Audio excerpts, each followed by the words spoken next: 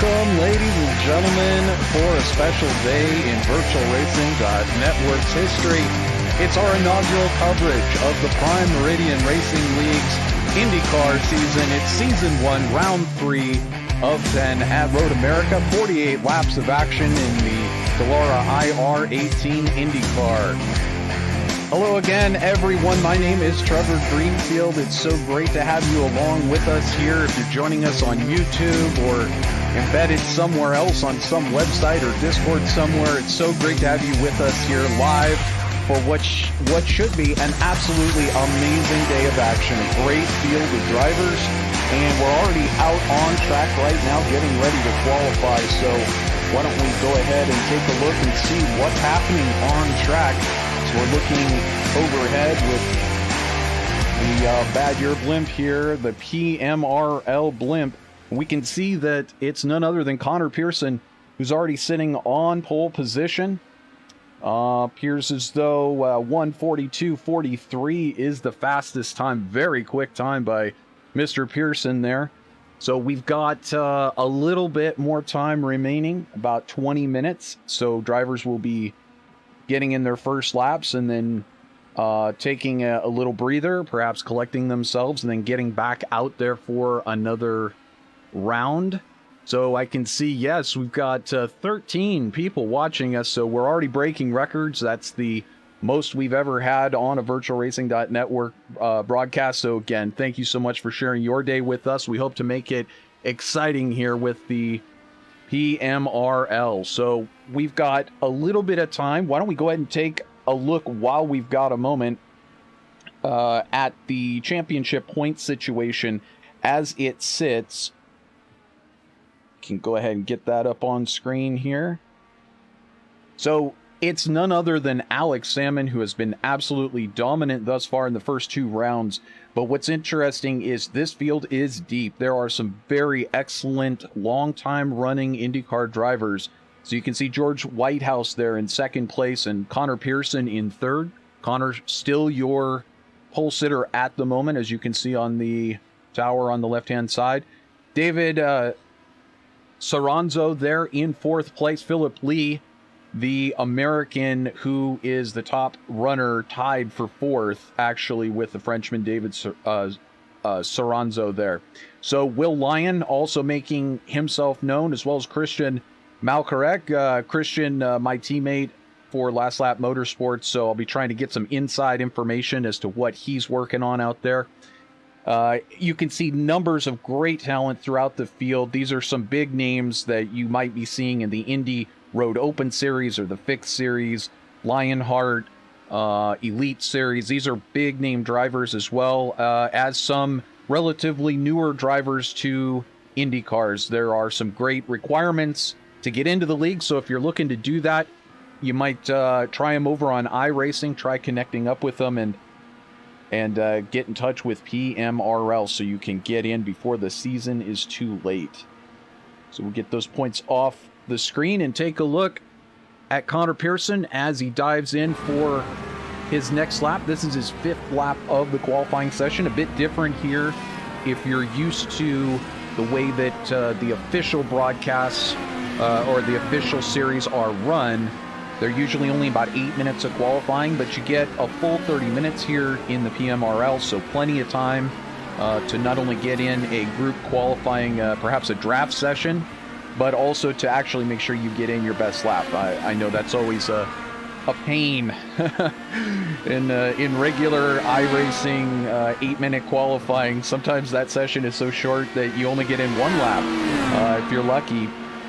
But here again, a little bit more accessible and a little bit more like the real life series, where you do have these longer group sessions, and fortunately enough, we're not going to be susceptible to what the real life series might go through, which is that there may be a red flag that could end your session and prevent you from getting a faster lap in. In this case, as long as somebody's not sitting dead on the track, you should be able to get in whatever kind of fast lap you can. So again, taking a look at the top of the running order, it's Connor Pearson, followed by Alex Salmon and Andreas Eich. a driver that we've been calling his name in multiple different series over and over again. It is great to have him on board as well. So I know his livery not showing perfectly. We apologize for that. Some drivers not going to be showing their livery. Just try to make sure that we can get the latest liveries installed for you. If not by this race, we'll get it for next race. These drivers submitting their liveries through the league, and some of them making it, some of them not. And we take a look here as, oh, there's a big accident leaving the pits. It looks like the number 16 car there, that's Simon Maltby, going a little slow exiting, and at least on our screen it looked like somebody tapped him, but they continued on, so it could just be netcode. That's always a possibility. Hey, why don't we take a look at the weather while we're here? It's actually an extremely reasonable 76 degrees. That's because at the moment it's only 8:35 in the morning here at the Virtual Road America track, legendary IndyCar facility. And so we see Will Lyon sneak up into 4th and David Soranzo there into 5th. So you're seeing a lot of these big names that are doing well in the championship points already making their way to the top. They're not surprising to see George Whitehouse finding himself at the top of the order as well. Now seeing Jake Browning putting in a great lap, a 1:42.50 for Browning. That being his working on his 6th lap. That was his 5th lap. So taking a look at some of the rest of the drivers out here, of course, as I mentioned, we've got George Whitehouse, one of the favorites in the series.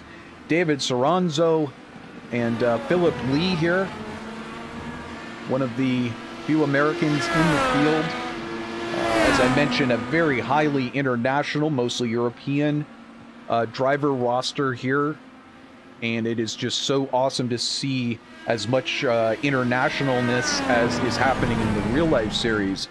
It's really cool to see so many different drivers from around, as we saw a driver going off there a moment ago. Easy to do on this track. You push very, very hard.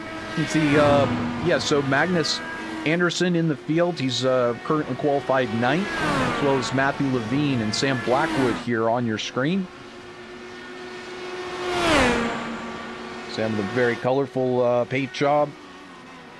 And there we can see Andreas Eick now moving up into 2nd place with a 1:42.48. So very close at the top, a 1:42.43, a 1:42.48, and a 1:42.49.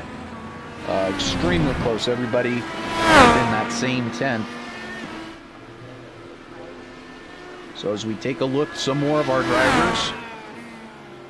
Pascal Ebener in 12th place at the moment, a 1:43.07. Again, this is only a half a second, just a half a second off of the fastest times. I'm sorry, that was last time by a 1:43.07, and in fact his fastest time, he weaving a little bit there as he gets caught a little bit behind some traffic and has to take some evasive action. Be interesting to see how all this shakes out as we go forward in the qualifying session, and of course immediately thereafter we'll be gridding and heading into the race. This Christian Malkarek, as I mentioned at the top of the broadcast, this my teammate at Last Lap Motorsports. Great to have him join us. He's very enthusiastic for IndyCar racing, part of the IndyCar iRacing series, which we're also covering here on Fridays when they're running on Fridays. It's not every week on VirtualRacing.Network. So if you're not already a subscriber, I highly recommend it. It's just one of those fun things to do. You subscribe and then boom, we hit you with all of our upcoming races. And if you're an IndyCar fan, that may be of interest to you. We do all different leagues, US IndyCar League, now the Prime Meridian Racing League we're so pleased to bring you, as well as I mentioned the IndyCar iRacing series. So Christian giving me a little bit of information today that I'll be able to share with you just a little bit for the race broadcast. But a pleasure to have him be part of the field. And Michael Grossberger here in 15th with a 1:43.24. get close to 10 minutes remaining in the session. I'm sure he'll be looking to improve. Jesper Orman, also big name in IndyCar racing. Definitely looking forward to seeing Jesper Orman potentially in the top of the results.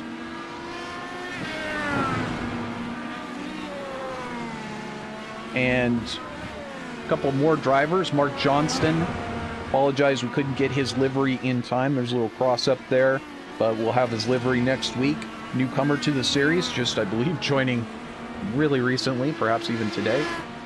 That's how quick it goes, folks. They're always looking, you know, there's a certain amount of grid spots that the leagues can fill, so if you meet their requirements, even though it's not the beginning of the season, you can always try to send them a request, see if you can get in.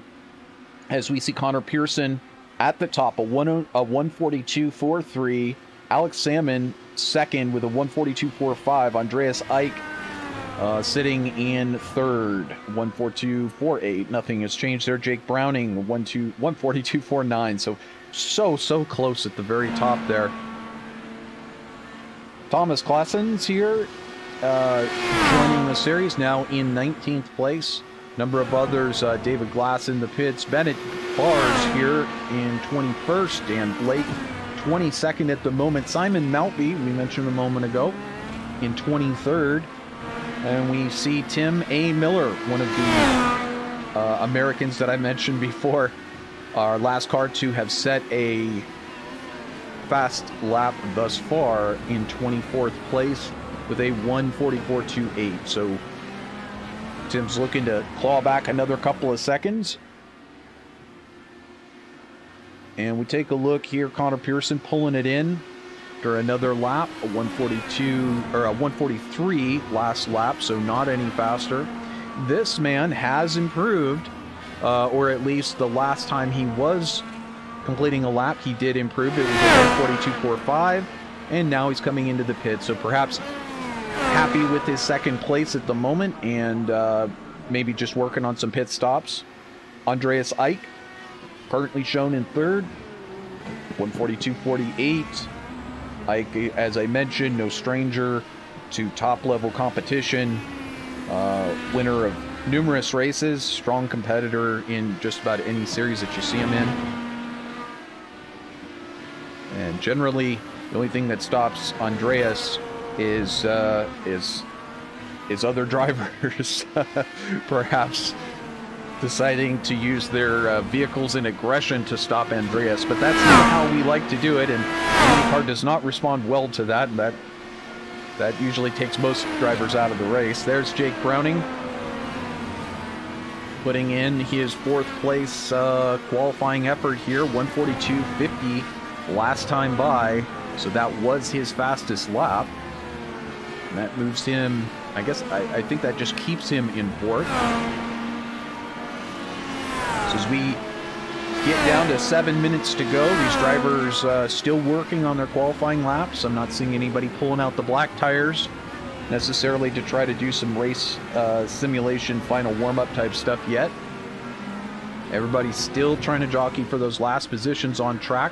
Will Lyon in fifth place, looking to perhaps put in a little bit faster of a lap, a 142.63. He only needs 1 or 2 tenths and he'll be there.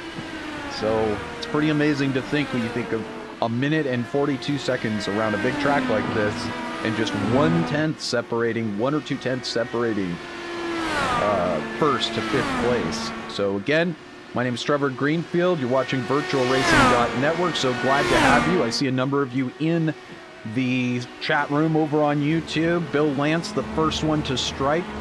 He was the first one to get in and announce the hype, and it is hyped up. Can you tell I'm fired up? Myself, I have some sort of a 2021 record here. I don't know if I have the qualifying record. I can't remember, but I actually have it for the IndyCar officially, or at least I did earlier this year. But anyway, I love this track. I love making it go fast. I was competing here in the Elite Series, and just any time I get a chance to come here, it's an awesome opportunity. Of course, again, in real life, the scene of numerous awesome battles, and we hope to see a lot more of that today. So again, over in YouTube land, feel free to stop in, say hello, tell us who you're rooting for, if you're friends or family, if they're your teammate. We got 22 people watching us, folks. That is amazing. We're just breaking all kinds of records today. So glad to have you with us. Again, make sure to stop by the YouTube room, like the video, and subscribe. You can even tick that little notification bell, and you will make sure you get notifications of all of our upcoming races, including the Prime Meridian Racing League. Be able to schedule yourself so you don't miss an event. We've got Matthew Turner over in the room, Will Ash, Jessica joining us, Jambino, good to have you over, cheering for Soranzo. Good to have you with us again, cheering on your team. So Big Red cheering on the SAS squad. So we've got some fans. And in the meantime, what did we miss? Did we miss anything over in qualifying? These guys still putting in fast laps. Connor Pearson here shown in first.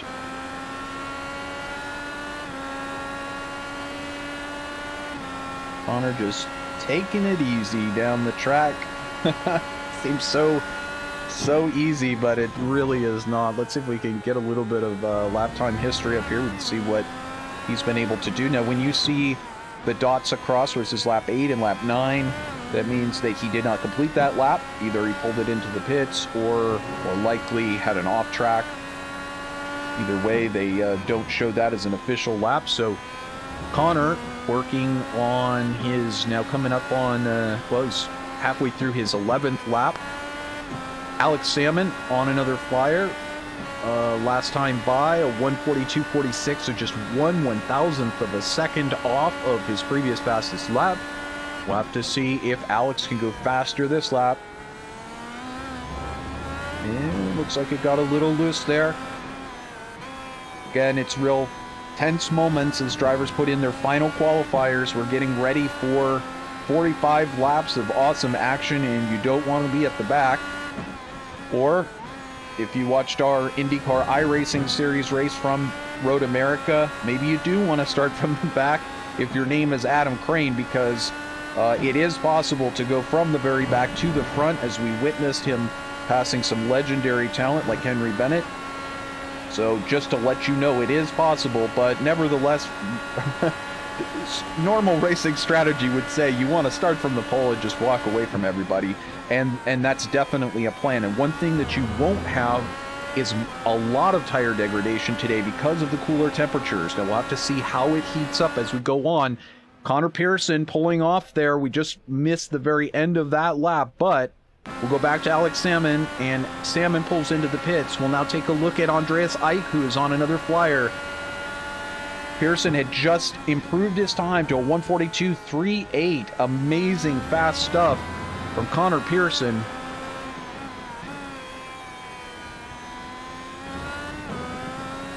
Really, really good stuff here. Fast times. These are fast drivers. Look at that. The top 10 all in the 42s. This is a fixed setup, so you know, all these drivers being in the 42s, this is a talented group of drivers. This would be a pleasure to race against this group. So very, very much like encountering a top split in official series action. You see Andreas Eick still not able to improve his time. We have Philip Lee on track. Philip Lee doing a 1:42.63 last time by, his fastest lap. And we also have David Soranzo for the David Soranzo fan club in the YouTube chat room on track as well. Will Lyon on track, still trying to get in another good flyer. Matthew Levine, Christian Malkarek, Michael Grossberger, Jesper Orman, Mark Johnston, Bennett Bars, Dan Blake, and Simon Maltby all on track, as we see Andreas Eick with another 42, but not enough to improve. Still watching to see if anybody can make any big moves here in the final going. We're under a minute of qualifying remaining for Prime Meridian Racing League. It's just very exciting to do this inaugural broadcast. Big thanks to Christian, put the bug in the admin's ears. Of course, one of those admins being Vilda Wallen. You might have run across her many times. She's a front runner in the Indy Road Open series and now part of the admin team of this series. It's just great to, kind of connect the dots. Everybody a little connected here, a little connected there, and yeah, it's just great to be able to do this broadcast with you all. 20 seconds to go. Everyone on a final flyer. Salmon, Ike, still on flyers. Philip Lee moves to the top with a 1:42.38, saves it for the very end. And will anybody be able to top it? We take a look at Salmon. Can he go higher? No, he does not. Not on that lap. Andreas Ike still completing a flyer here. He's not done yet. We've got Will Lyon and Matthew Levine on track. Christian Malkarek also on track. Any of these drivers could put in a much faster time here at the very end. And we see Will Lyon move up to third with a 1:42.44. So splitting Pearson and Salmon, who had been dominant up at the top. We see Ike with a final attempt, a 1:42.51. So not able to do it, consistently putting in fast laps, but just not quite able to get over that final couple of thousandths to improve his position. Let's see, we still have, is Lyon doing it? I think he's done, so I think he's just circling the track now. And I'm not sure who else remains.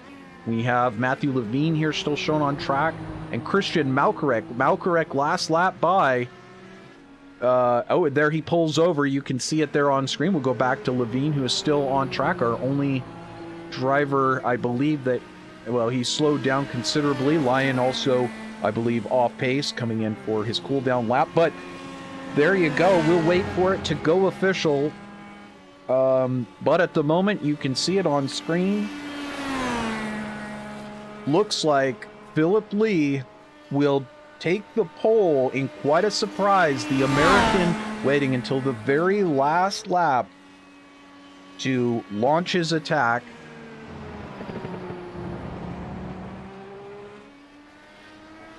And so we're just waiting for this to go official. Now, a note, when we get into the official results, a number of these teams or countries may not be in effect correct.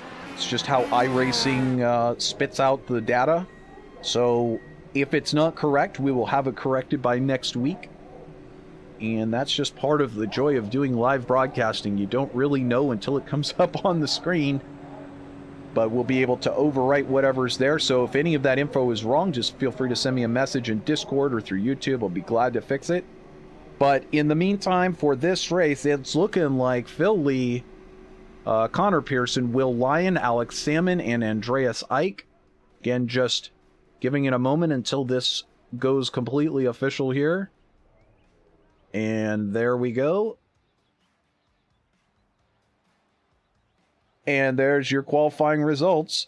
It's Philip Lee, just as I mentioned. Connor Pearson, Will Lyon, Alex Salmon, Andreas Ike, Jake Browning, George Whitehouse, David Soranzo, Magnus Anderson, Matthew Levine. There, your top 10. Sam Blackwood in 11th place. Christian Malkarek in 12th. Pascal Ebener in 13th, and Mark Hutchinson 14th. Michael Grasberger, in 15th. It's interesting how it's, as you can tell, it's spelled differently there than his real life name is spelled. That's interesting. The joys of live professional broadcasting, folks. I'd like to give a shout out, as I mentioned, as you can see the rest of the starting order there. I'm sure all of them will be looking forward to a fun-filled day as we do this warm-up here and get ready to go. But I'm sure they're going to all be scratching their heads from the back. How can I make this thing go faster? Well, good news is there's a lot of tricks to it, and fortunately for everyone, there's no, fortunately for everyone, qualifying speed does not determine your race speed, and consistency in the race, managing your tires, all of this quite important. So we see in the warm-up here, Jake Browning out on the white sidewall black tires. Since I know there's some new people joining us this week, I'll go ahead and explain it. We have two different compounds. You're required to use both. And The black compound that you see there is the slower of the two, a little bit more durable, but you're required to put on at least, I believe, I'm not sure if it's 1 or 2 laps. I'll have to get clarification on that, but you do have to do at least a couple of laps. Now, take a look at some of the more, some of the race strategy as we get into the race. See some other drivers out there on the black tires. Perhaps we will see them start on black tires. That's one way to go. So then the other tire would be the red tire, and that is what we saw everybody pretty much qualifying on because it is the faster of the 2 tires. It is less durable. There's the red tire, as you see on board with George Whitehouse on your screen. The red tire, called the alternate tire. And again, you must use it at least once. So again, big shout out to everybody over in the YouTube chat. Who else we got in here? Clary, good to see you. And Go Spirit Box. Yes, Team Spirit Box. Have to see how everybody does today. It's a big day. Broadcasted race. I think everybody's going to want to put a little bit more mustard on it today. Get some of those sends and yeets out of the way. And try and take a podium or possibly a win here today. So we've got yeah, so many of you joining us in the chat room. Really appreciate it. 24 viewers right now, shattering our previous record. Absolutely amazing. So you see Tim Miller on track. Number of these drivers actually not setting a time, just going out, doing a systems check and bringing it in. Also want to give a shout out to my friend Bob Rubel, who said he would be watching today. It's his birthday. He turns a ripe young age. I won't tell you how old he is, but he's seen a few IndyCar races over the years, that's for sure. So happy birthday to him. And of course, happy birthday to the PMRL. Quite an exciting year. First season, 3rd race, and everything going along very well. Some excellent talent indeed inside this league. So we've got about 45 seconds left of the warm-up. Again, this is just like the real-life IndyCar series where you get a chance. I like this a lot. You just don't see this a lot in the other leagues. You don't have this in the official series. There's no warm-up between qualifying and race. You just go straight into gridding. Sometimes it's very quick, and you don't really get a chance to, check yourself out of qualifying mode and into race mode. It's just sort of throw the race setup in and get out there on the track and try and remember all of your keys. Well, this gives you that chance, just like the real-life series. They lost in the real-life IndyCar series. They lost the warm-up, and a couple of times they've tried to take it away, just it being, an extra half an hour. They have to get everybody out there, bring them back. But the teams need it, and so they've brought it back a lot of times, it not even being very... I'm not sure if they're going to show us the results. There we go. I was afraid they were going to show us the results of the warm-up. We're getting through it together, folks. My first time broadcasting this league, and they have different sessions, as I mentioned, so we're not used to that on VirtualRacing.Network. But pleasure to have you with us. We'll experience it together. I guarantee you I will make some mistakes and butcher some names. But again, we're here to learn. We're here to do great, just like the competitors are. Try to bring our A game and give you the best possible coverage as we are gridding up. It's that time. So you get strapped in to your sim rig, to your racing seat, just like the real life drivers. It's always great when in the real life, when you got the extra team member in there, just tightening the belts down around your crotch. You're so belted in, you can't move an inch, but it'll loosen up as you start racing, and you certainly don't want them loose when you're flying into turn 1 at 180 miles an hour, side by side, possibly 3 wide. You want to be glued into this rocket ship called the Dallara IR-18 IndyCar. Here we go, folks. We are rolling, and it is my pleasure to bring green flag action to you as Philip Lee leads the short pace lap, and we are just about to get underway with Connor Pearson starting second, Alex Salmon third, Will Lyon in fourth, and Andreas Ike starting fifth. Here we go. It is Philip Lee to the lead. Connor Pearson jockeying for position and back with Will Lyon. Now Alex Salmon forces his way up to the front. The blue and white car on the outside dives in behind. We've got more action happening further back. Connor Pearson sliding backwards as he's gone off track. Big problems for front runner Connor Pearson early on. He'll slide back on track. Looks like everybody's made it through. Still 2-3 wide further back. You see a number of drivers struggling here. These two side by side, Michael Grossberger and Pascal Ebener. See everything getting a little juggled up here. Christian Malkarek, Magnus Anderson, Connor Pearson having quite a battle there in mid-pack as we've got a driver off. I believe it's Pascal Ebner. Try to get a camera on that momentarily. And there, Pascal making his way back out. He's lost part of his wing. That unfortunate. We'll go back up to the leaders though. Try and see if we can get a replay of that incident. There you see someone going off track. I believe that was Jake Browning. It was, in fact, Jake Browning going off there in the kink. Tires are cold. Heart rate is up, and it is lap one as we see a dive into Canada corner. Andreas Ike moving back up into the spot from David Soranzo. Ike with Team Talent looking to regroup and get back up. Looks like he lost a position, or he probably lost 2 positions on the start there. So our starting order has officially changed. It's not always the way that it is here on VirtualRacing.Network. As we see a pass happening further back, it's Christian Malkarek trying to get around Connor Pearson. Connor, of course, having that early off. We also have a note that Jesper Orman has also gone off. Mark D. Hutchinson has jumped back to the pits. We're just waiting for a moment for some things to shake out. We don't want to miss any action on track before we go back and take a look at those. Once again, I'm Trevor Greenfield, so pleased to have you with us. Of course, this isn't a timed race. Let's try to get the laps up there. Of course, it could be a timed race. There we go.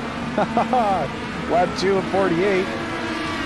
Did you say it was going to be 45 laps? Well, either way, it's 48 laps. May have just been some errant information that was missed. So our information at HQ at Last Lap Motorsports, when I was talking to Christian Malkarek, was he said, this is going to be tough to stretch it. It's going to be tough to stretch the fuel. So drivers probably already deep into fuel saving strategy, trying to make it till the end.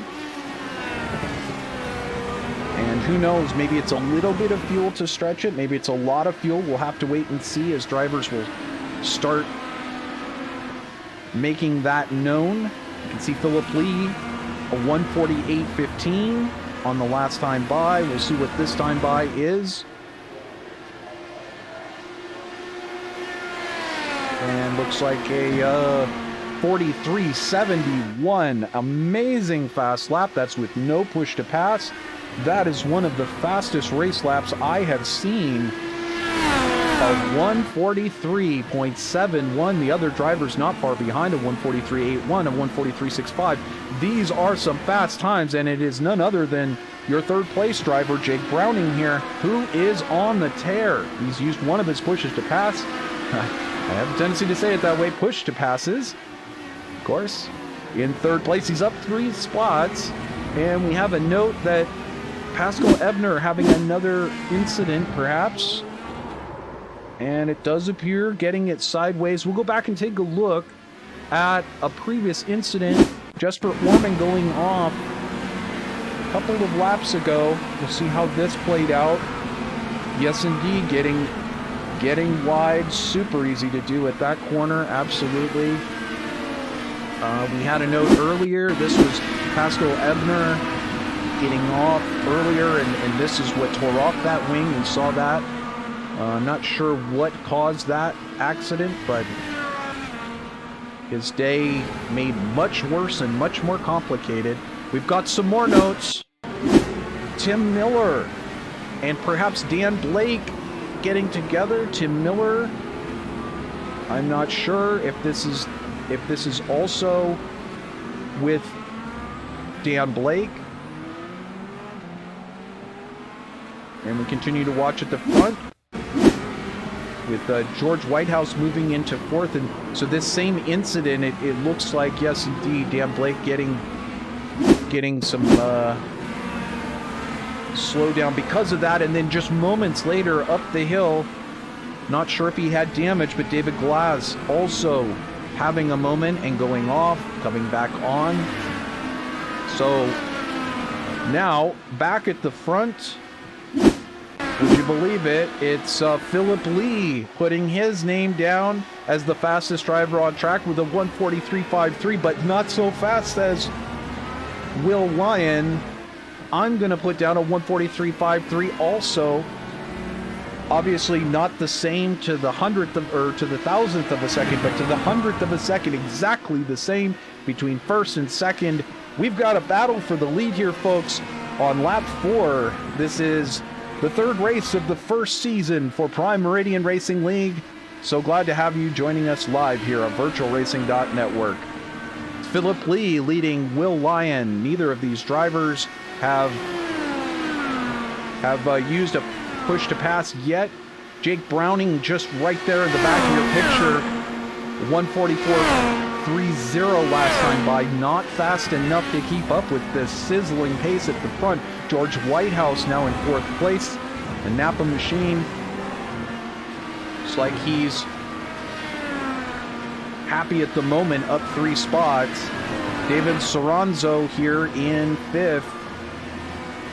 Frenchman bringing a YouTube fan base with him. Appreciate that.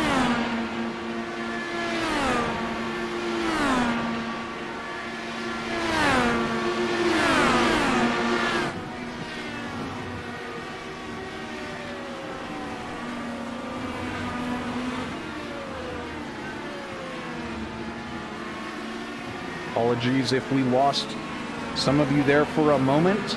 I don't know if we did. Some things closed out on me for a second, but we're back in it. Jesper on the move indeed. Yes, and Tim having the issue as well. Over 30 of you joining us now on VirtualRacing.Network live. So great to be bringing you IndyCars from Road America on a Wednesday. How cool is that? Philip Lee leading the way, and now we're seeing Alex Salmon falling through the field. A big incident. Luka Legovic also possibly caught up in it. Big incident for our championship leader, Alex Salmon. You can better believe we are going to go back and check that out. See if we can figure out where this happened. Salmon jumping back to the pits here, so we're looking at Salmon heading up the hill, and then just gets it a little off, and it's so fast through that kitty litter, out through the grass. Our championship leader will fall back in the standings. You can see him now back in the pits awaiting repairs. Too bad for Alex. We'll see what happens to him later. We've got another note, Luka Legovic having an issue here, and looks like may have just net-coded into the car in front. Was that Jake Browning getting caught up in the middle of that? I believe so. One of our leaders getting caught into that incident. No, it wasn't. It must have been a teammate to Jake Browning, because Jake continued. So, yeah, difficult stuff there. Some drivers really having a difficult time. But back here at the front, it's Philip Lee leading Will Lyon, Jake Browning, and George Whitehouse. David Soranzo in 5th. Connor Pearson back up to 6th place. Andreas Ike back down to 7th. So Andreas having an issue that we did not catch on screen. See if I can see any notes on it. I cannot. We do have another note that it looks like Matthew Levine having a moment. This was Matthew Levine going off. Turn 2. Brings it back on. Again, another place. Easy to do as we get up there in the laps. The tires may start to go off. This, Thomas Klessens. Coming in off in that corner. Probably better to do that than to stand on the gas and have that car whip around on you. So, Philip Lee leading us here as we get into heading towards lap 7. Be looking for some pit stops here in the next few laps. And we've got to note that another accident for Luka Legovic. What happened this time, Luka? Now that was just past start finish. That's not Luka Legovic. Sometimes our software does that. Here we go, Luka Legovic slow on track and just comes to a stop. Not sure exactly what happened there. And here we can see Thomas Klessens getting it wrong, and that's in Canada corner. Sends across the track, so unfortunately clipping off his wing, and we'll need to I just got a note that he's just pulled it into the pits. But no problems for this man out front, Philip Lee, the American. I don't think it's a surprise, but it's certainly a surprise that some of the other drivers that, like, for example, Alex Salmon having an issue. Connor Pearson was qualifying so well. A number of these drivers qualifying very well and then drifting backwards. I'll tell you, one of the drivers on the march, Christian Malkorek, he's up into 8th. He's gained 4 spots on the day, just like the driver in front of him, Sam Blackwood. Drivers fighting hard, and looks like Christian still has 10 push to pass, and Sam Blackwood 7 push to pass remaining. A number of drivers, including Jake Browning, into the pits. So, still waiting to see what strategy everyone will employ on the tires. We've got Philip Lee and Will Lyon on red tires. George Whitehouse, 3rd place on red tires. David Soranzo now into 4th on red tires. And that because Jake Browning actually pitted. Oh, wait a minute. We did have an incident with Jake Browning. There it is. We'll see if we can go back just a little bit before that. It's still a little too late. Jake Browning, here we go. Let's see if this tells the story. Jake running so well in the top 5, throwing down fast laps early on, just in that.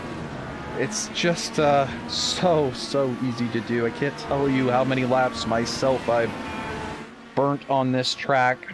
Just getting it wrong, that the final corner there. And, you know, you want to make it go and drift out wide as you enter that final corner and get the runoff fast because it's the start-finish straight. But easy to get it just a little bit too wide, trying to get that little extra arc in. Looks like that is going to be the thing that costs Jake Browning dearly. And in the meantime, we've got another driver falling through the order. I'm trying to figure out who it was that just fell out, but George Whitehouse is now shown in 3rd. So we have David Soranzo in 4th, Andreas Ike in 5th, Connor Pearson in 6th.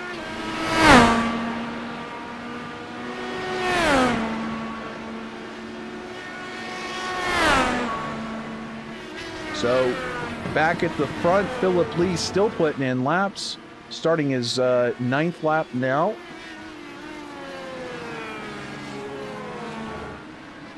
And we have Connor Pearson as well as Sam Blackwood on pit lane. So waiting for those drivers to come back out. And again, I don't think those drivers intending necessarily to pit. And if they were intending to pit, then they're perhaps looking at one more stop than the rest of the drivers. Interesting fuel or tire strategy being employed here. As I mentioned, Connor Pearson, Sam Blackwood. Looks like Connor Pearson had to come back into the pits, so costing him more time, perhaps had a speeding penalty, but he's now exited the pits and has rejoined in 13th, losing 11 positions today. It's now on the black sidewall tire, so we'll have to see. This is the slower of the two tires, so things going from bad to worse for Connor Pearson. Probably getting a speeding penalty on entry, though we don't get that kind of disqualification or penalty notification. But Will Lyon holding station, 1.5 seconds back from Philip Lee. Back to George Whitehouse in third. And David Soranzo in fourth. Andreas Ike shown in fifth place. Christian Malkarek in sixth. So Christian up 6 spots, having a fantastic day. Keep watching him. Not turning the fastest overall laps, but very consistent. And thus far, no off tracks. One of the few drivers on track with no off tracks whatsoever. So putting himself well on those black tires, holding good pace. 145.71 on the black tires. That is really good. So we take a look up front at Philip Lee, last time by 44.87. So those red tires starting to fall off. Perhaps this is the move to be on black tires. As you saw you can see ahead a driver struggling there, going down a lap and getting some smoke, some brake smoke.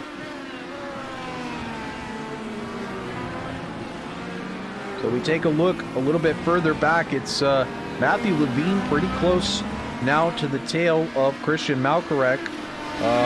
Both these drivers on black tires have not, let's see, they pitted? No, I don't believe they've pitted yet. Nobody has yet pitted in the top 12. No one has pitted, so we await this group. So Christian starting on the black tires, as well as Matthew Levine, going to be crossing over to the red tires any moment now. This could be the strategy of the race, to start on the blacks and move to the reds. Once you've done your stint, you can do that. But of course, you've got to survive while everyone else is faster than you on those red tires.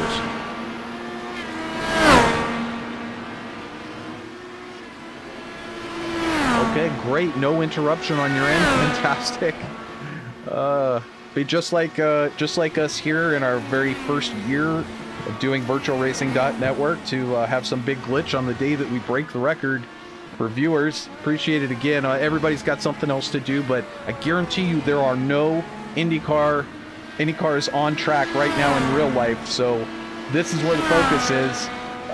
This is probably the only major IndyCar race going on right now on iRacing also, besides the official series. So glad to have everybody with us here. Beautiful Road America. It's a clear day, and we've got some great racing out on track as we're waiting to see all of these strategies unfold.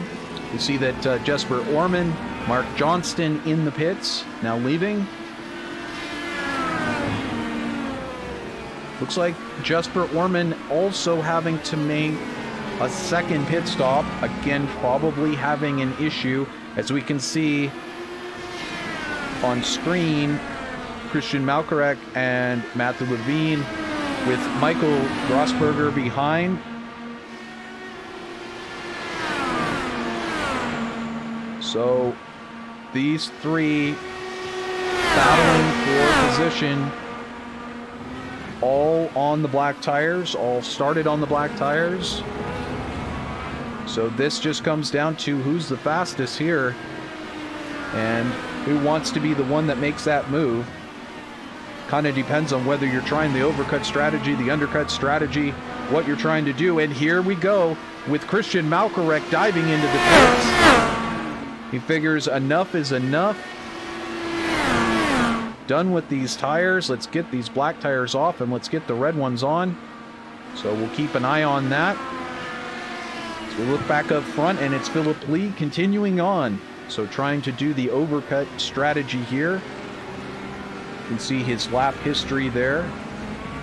We'll look at Will Lyon, give you a comparison.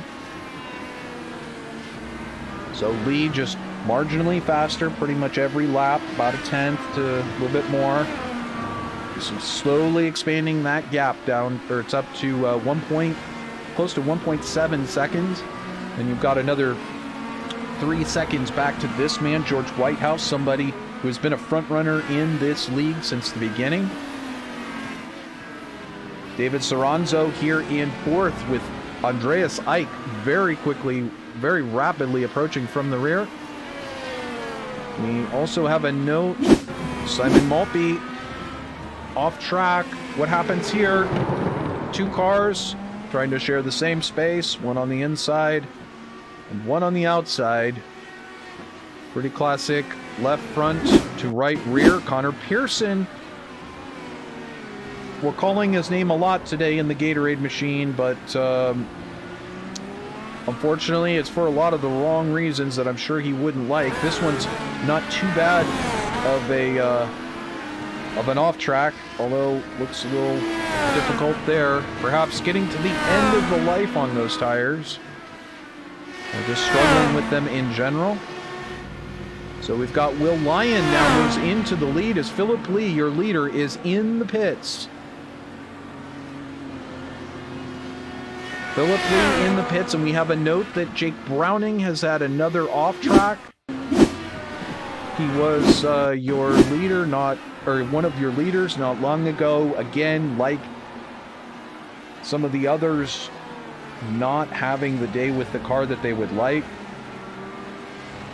So Browning regathers it, and Philip Lee has now left pit lane, so we rejoin that live picture. Apologies, moving around a little bit. He rejoins in sixth place. We'll see if we can throw the track map up there for you. And we'll put the initials so you can see on screen. Just follow your favorite driver there on the track map. You can see where they're located at the moment. That may make it easier. It may make it more complicated. More on-screen data is not necessarily better. Tim Miller passing David Soranzo for 7th as David Soranzo was in the pits. So Tim Miller, our last driver to not have stopped, currently finding himself in 7th. Now Will Lyon is in the pits. Now this is a tricky pit entry. As you can see, George Whitehouse just behind, also getting into the pits. I should mention that pit entries and also Andreas Eick now coming into the pits as we watch them really jam on that brake. It's tricky. You come up that hill and we were talking about it in our league race, that you really got to have almost an exact braking marker because the entry is a little blind. You really can't see the cone for timing and scoring that you've got to get stopped by. So now we watch as we go back out on track. There you saw to the right, it was Will Lyon rejoining, but Philip Lee resumes the lead. And appears as though the gap is almost the same, 1.5 seconds as it was before the pit stop. Will Lyon just gaining a tiny bit, maybe a tenth of a second on that exchange, but George Whitehouse now approaching from the rear, 3.4 seconds. So these drivers all doing pretty much the same pit stops. You can see all of these drivers. Take a look. Actually, that's not what we wanted to look at. We want to look at our pit strategy.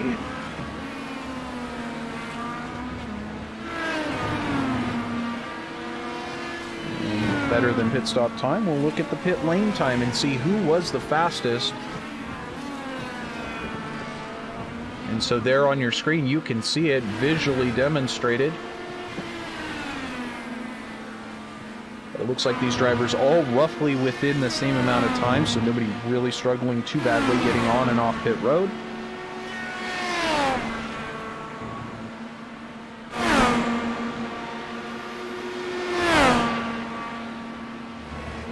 So we're on lap 14 here. It's round 3 of Season 1, the 2021 Prime Meridian Racing League at Road America, and we are in the midst of watching a classic unfold as several of the front runners in the beginning, including their championship leader, Alex Salmon, going off track, really battling with that car and having a moment. Unfortunately, taking him not out of the race, but several laps down now, a couple laps down. So it'll be a struggle for him to claw many points back on today. You can see side-by-side battle here, 4, 6, and 7. We've got 4 cars. It's Connor Pearson, Michael Grossberger. Oh no! And it's, I believe it was, who went off there? It's Malkarek is still in it. And it was Grossberger who went off in turn 1, the loser in that scenario. Not what he wanted out of that for sure. As Sam Blackwood there slots in behind. Let's see if we can maybe take a look at that as he was coming down. We'll go nice and slow if we can. Well, we'll let it play a little bit more. When we take a look heading into turn 1, it was 4 cars trying to head into the same space at the same time. Look at this. It's normally a thing of beauty, but not when you're on the recipient of one of these. Looks like he just turns in a little early, Michael does, and nobody else really struggling to get through. We see Malkarek, Blackwood, and Pearson continuing on there, so difficult day for Grossberger. He's still up 5 positions, but he's going to have to gather himself back up, see if he can go and find something else as far as getting those points back. But here, Thomas Klessen's having another issue. Fortunately, unlike some others, not damaging the equipment, so he's able to continue. And I was just seeing, I think, Grossberger falling down through the order again. Oh, and there it is. Off in Canada corner, so perhaps he had a bit of damage, or perhaps that just really shook him. But we were still with that replay, and Grossberger has severely damaged that car now. It doesn't look like it's driving straight at all. He's taken it off track. This is, no, this is not part of the escape road or anything like that, folks. This is, the steering is definitely bent on that car. And now, this is not the way back to the pits. This is not an entry road or an access road. This is mowing the lawn. And unfortunate for Michael, the day goes from jockeying for a 6th place to mowing the lawn, entering the pits. So we can see Michael making it back finally. We go back to the leader, Philip Lee. Philip hasn't been doing any lawn mowing today. He's not been spreading any dirt around on the track. It's just been a thing of perfection. You see him maximizing the corner exit there. Up onto the start finish straight, the Road America straight. Heading down towards turn 1. He's got a 2.3 second gap. And he's up by 10 seconds over Will Lyon. So Whitehouse also, Andreas Eick there, but then Whitehouse, all these drivers on red tires. First driver on black tires, David Soranzo. So David getting that stint on the black tires out of the way, a 145.57, so really only about a second off. Let's go ahead and take a look at the weather on screen. And it's now virtually 9:30 in the morning. Always so weird to be, I know the Europeans are in pretty much in BST, or many of them are right about there, and it's dark outside but light on the track, and morning in terms of the race strategies. It's almost like you're flying around the world, and a little bit of jet lag that you got to deal with. But nevertheless, 85 degrees on track, 72 degree ambient, and just actually a 1 mile an hour cross breeze Nothing to worry about. This is beautiful conditions. The virtual Elkhart Lake, Road America.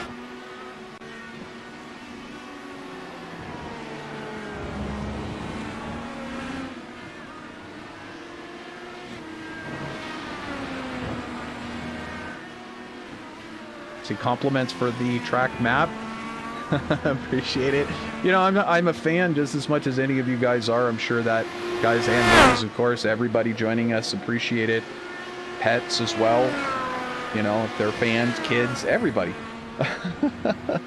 Yeah, I'm a fan too. You know, you want to know where your drivers are at, and you're trying to guess how they're going to all slot back in, and so that extra information always being handy and relevant at times. So we'll just keep trying to continue to improve here on VirtualRacing.Network going forward. Bring you guys some new stuff. We got plenty of plans to bring new stuff. So Philip really looking strong so far, so Big Red says. You bet. You absolutely bet. This Philip Lee, I mean, if you've watched any other broadcasts here, I mean, I'm not gonna project anything other than he's in the lead, and it's kind of a surprise, but probably not a surprise if you know Philip Lee. Nevertheless, yeah, with the broadcast thing here, we seem to have a broadcaster's curse. Seems like we focus on somebody and how great they're doing, and that carries a certain energy with it. I don't know where it comes from, but it has happened and it is real. So I use that power very lightly. I don't want to cause any problems. Nevertheless, I'm not superstitious, but it's weird coincidence. George Whitehouse here in third of 4 places today. He's got to be happy with that. Probably didn't qualify as well as he thought, but finding himself up in the order. Got a note that Pascal Ebner. What do we got this time, Pascal? Going a little wide. The purple and black machine. It's a gorgeous machine. Just getting it a little off right there. No problem, really. Just a second or second and a half loss. And it was Dan Blake who was able to get around Pascal for 16th. So we go back to the live shot of George Whitehouse, followed by Andreas Eick. And again, as I mentioned, some of these drivers will have more information, try to get some more info so that you can know them a little bit better going forward. In the meantime, we look in on this battle. This is one of the few extremely close battles on the track. This David Soranzo just in front of Matthew Levine.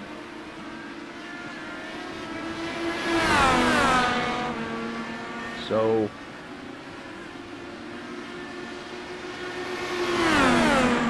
Soranzo here on the black tires and Levine on the red tires. Obviously not usually a fair battle there. And also we have a note that a little bit further back, after Dan Blake had passed, looked like he was just about to be passed back by Pascal Ebner. Pascal Ebner threw it inside, but Dan maybe getting a little worried, throwing it off and bringing it back on. He'll have to fight for that position again. Meanwhile, back at this battle, Soranzo and Levine battling for 5th. And of course, Soranzo up in the points, really wants as many points as you can possibly get. So we see there Levine put it forward into Canada corner. You got it. Levine up into 5th. Soranzo on those black tires pretty much helpless. Good second off of the pace. So Levine and we're getting a note of another crash. Looks like Pascal Ebner just this track, this car, the combination or the setup, just you can see he exited almost immediately. I think kind of disgusted with how today has gone. But personally, you know, we've all had those kinds of days. Fortunately, because this is a league race and not an official race, it won't come with the heavy-handed safety rating and I rating drop. but you do drop in the points, and this, after all, being a points championship, that's what it's all about, so you need that consistency. I'll tell you who's been consistent today. This guy right here, Philip Lee. Just really making it work, not really struggling.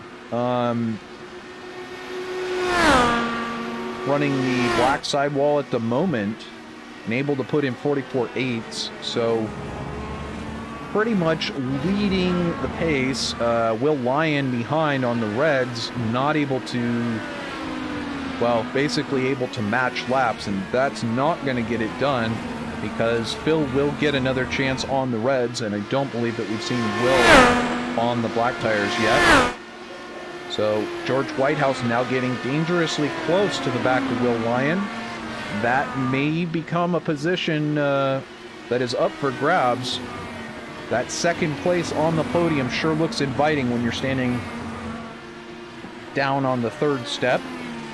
Take that extra step up on the second. The champagne tastes a little sweeter at the end.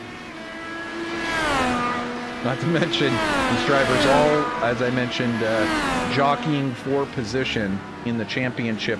So we're getting up to lap 21. We should see some more pits here coming up pretty soon. Last pitted lap for Philip Lee, the leader, was on lap 12, and then Will Lyon on 13, George Whitehouse on 13, Andreas Eick on 13. Malkorek's last pit was on 11, so he should be in probably the first. We have some other drivers a little bit further back who came in earlier. Pearson and Blackwood in on the 8th lap, and Magnus Anderson as well as Mark Johnston, Jesper Orman in on the 10th lap.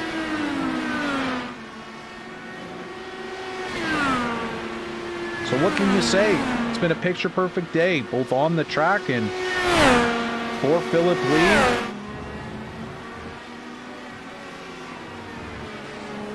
It doesn't look like we have his correct livery in there, or if it is, he just likes it simple. But as I mentioned before, anybody's livery who didn't make it into the zip pack did not get uploaded today, so we'll get that in there for you next week. Should be exciting to see more and more colorful liveries appearing on the grid. Either way, just remember the name Philip Lee, because he is showing the field what's up today. Nobody really expected him on the pole.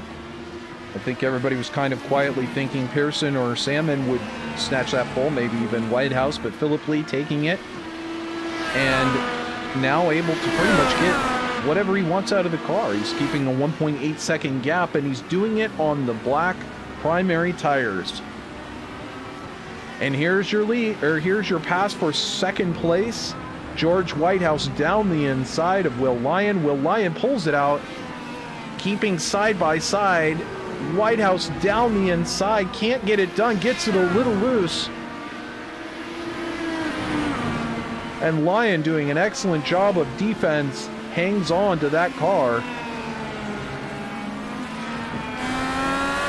Take a look back from the 89 machine of Will Lyon, whose sync valve on the side pod, so you can obviously tell what kind of pedals that man is using.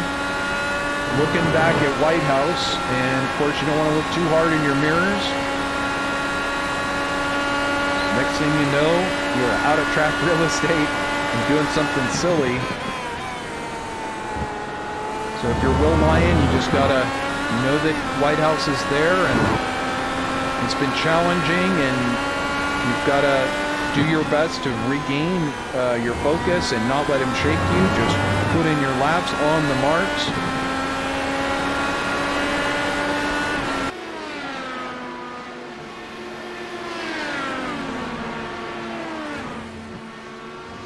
And of course, if you're George Whitehouse, that driver behind is not for position. So you're not even looking at that. You've got a 9.7 second gap to Andreas Eick. You're not particularly worried. You can go up there and maybe pressure Will Lyon a little bit, get in his mirrors, try some side-by-side stuff. All good fun until someone potentially gets hurt. But if you can keep it clean, as we just saw, it's great to see some jockeying for position. We're on board with George Whitehouse. Chases the 89 machine of Will Lyon, his countryman.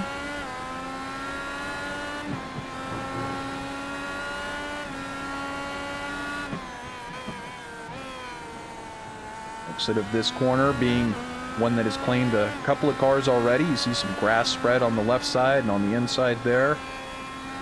Already some drivers going offline. You can see the difference between Will Lyon's line and George Whitehouse's line. Some drivers preferring a narrower entry into the carousel, a more sort of average circle radius around the carousel. Some drivers preferring to go out wide on entry and late apex to get a better run potentially off of the corner, all doing different things as far as tire degradation, etc. And we have a note, this is not what we want to see over in the Last Lap Motorsports fan club. Christian Malkorek getting it a little loose, exiting the carousel. Looks like he might lose a spot there to Mark Johnston, and in fact he does. I'm just waiting for that to happen on screen. There, Johnston getting by, so Malkorek sliding back to 9th. Still 3 spots gained today, is on the red tires. Again, perhaps, you know, the reds, he was so efficient with the black tires, perhaps he got used to how those black tires want to handle. And we do have a note that Christian Malkorek has entered the pit, so again, perhaps Malkorek struggling with those tires. Johnston also in the pits, just behind him, Malkorek. And Orman, Jesper Orman, we haven't been talking about him today. Of course, capable on both road courses and ovals, but definitely an oval master. Can't tell you how many times I've been either in an open race, an Indy open race, or a fixed race. Seen that guy just absolutely dominate the field.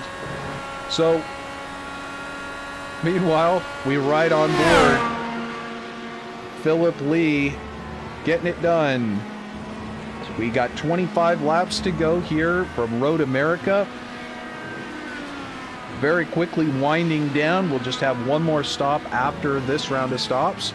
So once again, the top 7 not having done their second pit stop. And wait for the leader, Philip Lee, to decide when that's going to happen. And Jake Browning going off track, so we just saw him getting collected up by Philip Lee. What happened here? Just a quick off track and back on, but again, that right in front of your leader, Philip Lee. So, you know, one of those things we don't talk about enough is, it may look like these guys and ladies are on cruise control out there, just putting in the laps and, you know, on a Sunday drive, so to speak. But reality is that one tiny move wrong and it could all come crashing down, immediately putting yourself in danger's way if you touch the grass, or if you clip the apex a little too much, or go off on an exit. Could be straight into the fence and the end of your day. So we see Magnus Anderson now into the pits as well. So we take a look at, again, back at Philip, putting in an astounding drive here. 3.4 seconds ahead of Will Lyon, managing those black sidewall tires impeccably well. This is a run for the ages here, putting in 44-second laps. When he qualified in the 42s on red tires, he's putting in 44-second laps during the race on black tires, not on short fuel. Phil Lee just torching this track. Absolutely the fastest man on track by far. Next fastest driver, 3 or 4 tenths down. And finally, Philip Lee bringing it in, ending his reign of terror over the rest of the field as they watch this man just be so much faster on the same setup than they are on. So Philip now in, giving up the lead to Will Lyon, actually, who's got George Whitehouse still just in tow there. Whitehouse not being able to get right back up there, and try to challenge Will Lyon for second at the time, but why am I seeing Philip Lee? Okay, I'm not sure. Maybe that was just an errant note.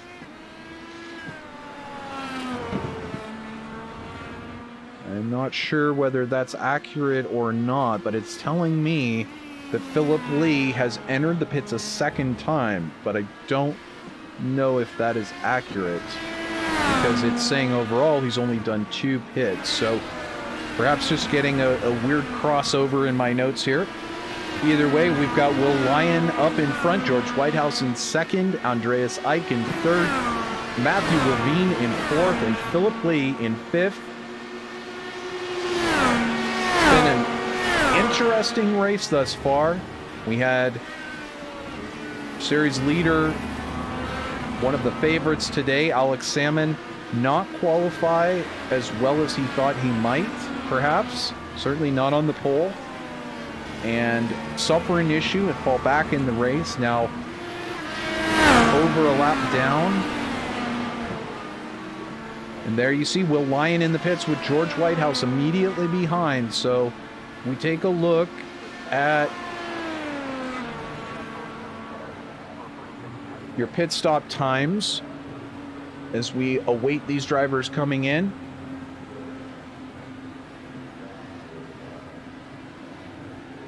So last time around it was Pearson, I believe, with the fastest time. This number's a little small on my screen, but Pearson, I believe, last time. And so far, Lee with a fairly fast stop this last time. So we'll have to see. We've got Andreas Eick, George Whitehouse, Matthew Levine in the pits. And there you can see Whitehouse almost getting back out in front of Lyon, but they come back out on track almost exactly as they did. Another driver coming down the track very fast. Not catching them. Looked like that might be an issue there for a second.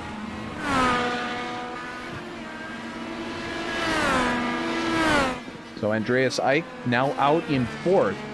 So Eick, assuming that nothing weird happens with the fuel, it looks like everybody is now set that we'll just get one more stop and that will do it. So everybody getting in the fuel savings that they needed to make it to the end, at least thus far. And the way that you would do that is, of course, you do your own fuel calculation numbers and determine how many gallons or liters you need to burn in order to be able to make it X amount of laps, and so that you can cut the strategy up however you would in particular like it to be. So these drivers will be very aware, and they'll be watching their monitoring equipment, their timing and scoring, as well as their fuel calculators, to make sure that they don't burn too many laps or too much fuel, excuse me. So I've got another note. It looks like Jake Browning jumping to the pits. I'm not sure if he perhaps had damage and then... Oh, now he's out. So Browning, too bad. Not even able to salvage it today. And we have another note. Oh, wait a minute. Let's go to this one first. It's George Whitehouse getting around Will Lyon on the start-finish straight for second place. Can he make it stick this time? And it looks like he does. So Whitehouse on the red tires, and I believe Will Lyon on the blacks this time around. Will a bit of a sitting duck there. And trying to claw that back, but not able to do so. Go back to the live picture, and they still remain in the same position. There was a moment ago, we were almost going to go to it. Here's Michael Grossberger, again getting it wrong. Spinning around like a top and lighting off those tires. Undoubtedly a little bit of frustration. As again, Grossberger, another driver that was doing well today, up in the top 10. I believe he was fighting for 6, having that moment. And it dramatically affecting his day in the negative way, not in the positive way, which I'm sure he would have loved. The real winner out of that, I believe, was this Matthew Levine, as well as David Soranzo. Levine up 5 spots today, as is George Whitehouse. Now, this battle right here for second is close. The leader, though, Philip Lee, improving 5 seconds to 5 seconds out. Lee on the red tires now, last lap by a 44.14.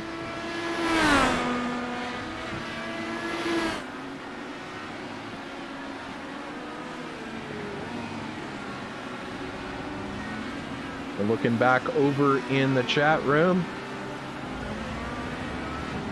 M8 Justice, you bet, absolutely. And TomNet, sorry you couldn't make it. We'll see you out there next time. M8, I don't know what your real life or what your real life or your iRacing name is, but it says your wrist is killing you, so you'd rather watch. Either way, it's usually what I say when the races go my way. But yeah, for sure, pain is one of those things. For sure that. Just because we're sim racing out here, it doesn't mean that we're not using very strong force feedback and the heart rate gets elevated. You're using so many muscles in your shoulders and around your whole upper torso, as well as your legs, your abs.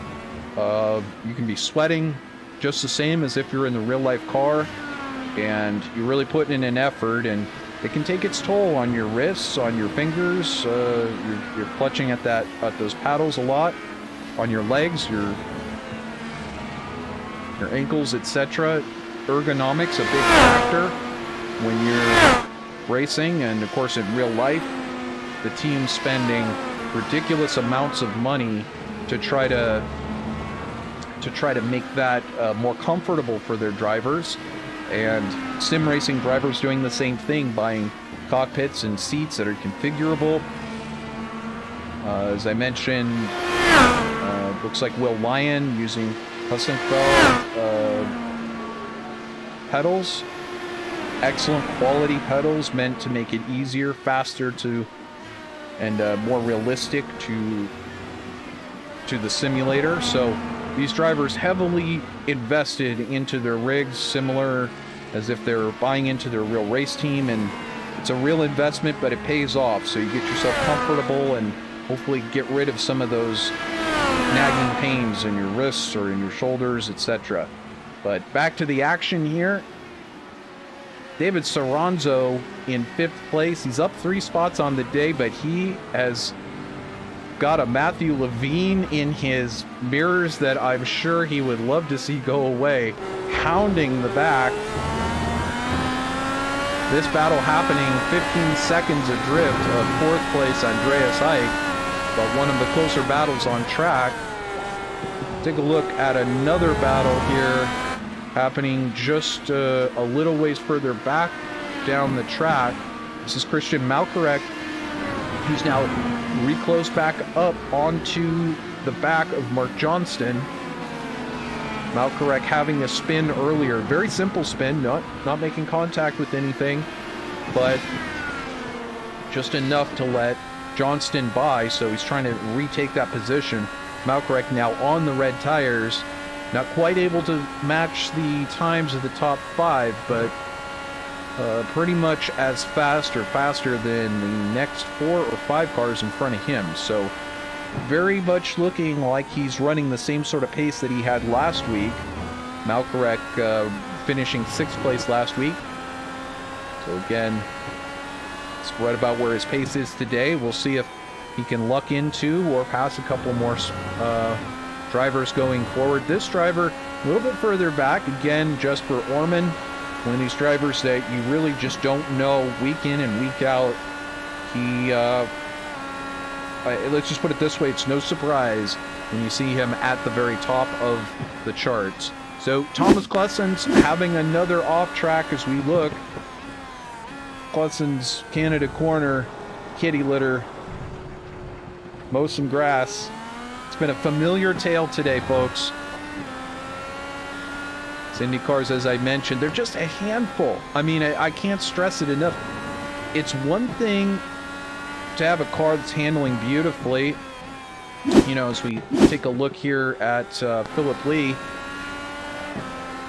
it's one thing to have that car just handling beautifully, looking like it's on rails because you're hitting all your marks. Again, this is a fixed setup, so you know, the more you figure out that fixed setup, the more you adjust the anti-roll bar in this scenario, or the brake bias, which are a couple of the important, as well as the throttle, the fuel map, all important things you can adjust the car with, the IndyCar with. But some drivers, they get it right and it makes them look like they're on rails. But I tell you, these cars are a handful. The moment you start to get that weight transfer wrong, or you think, you know, I'll just clip that curb just a little bit quicker, see if I can gain a little bit more time. If that upsets the balance on the car, that could be the end of the whole day. You go from having a car that is right on rails to a car that is junk, is destroyed. So again, I don't like to throw that out there, but we got to keep it real that when you're watching these drivers out here battling and throwing down fast laps, as we see Phillip Lee at 44.53 and George Whitehouse at 44.37, these are some fast laps, and it really is a matter of inches in some of these apexes. They're taking quite a bit of curb.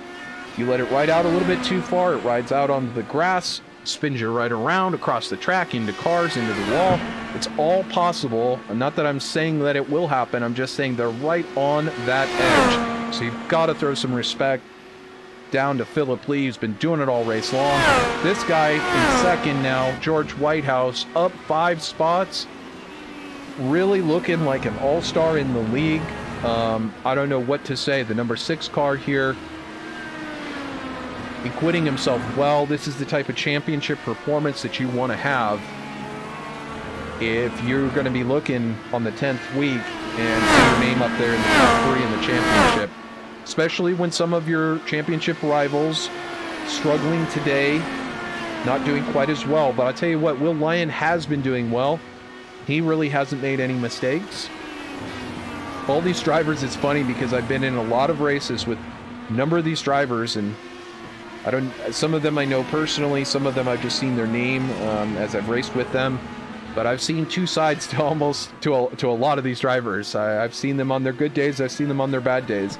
But some of these drivers, like Andreas Eich, like I said, you know, he's the type of driver that would just battle with this car all race long, and eventually will end up in a top spot. So here it's no surprise to see him in 14th. He's put his age back in there, and I appreciate that.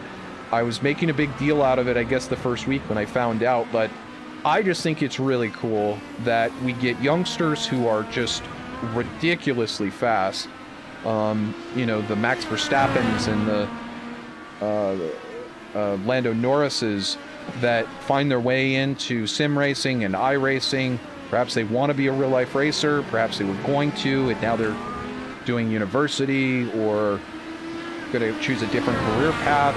But either way, these drivers so skilled, so fast, so young, all of them quite capable that, you know, many of them are part of teams already, but if a big manufacturer like McLaren or Williams F1 or somebody like that came knocking and said, hey, we like what you're doing in the IndyCar, we want you to be part of our team, I'm sure there's partnerships that they can that they can arrange, because their development is still so young and yet they're so competitive. I mean, if you're a teenager and you're able, you know, a 17-year-old teenager, not even 18 or 19, I mean, where do you go from being 4th place in a league race, right?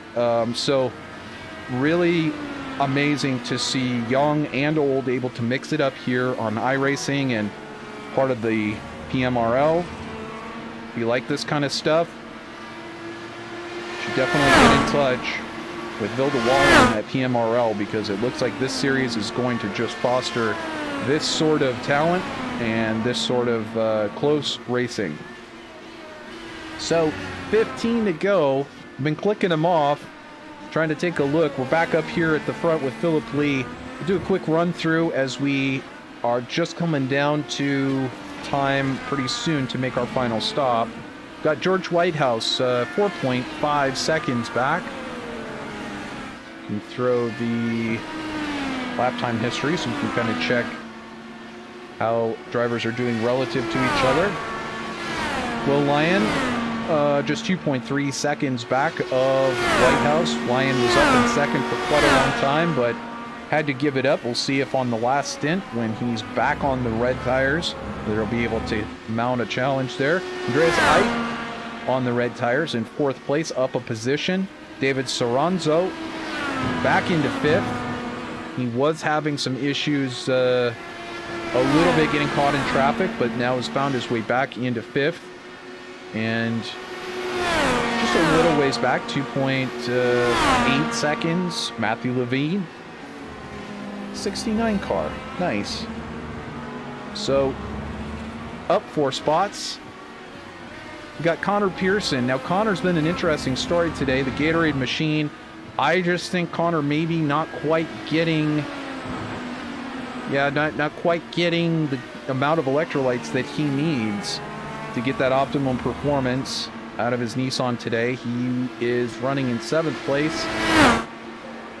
Down 5 spots. He's going to look at this one afterwards and kind of wonder what happened and how he can maybe figure that one out, make it a little better next time.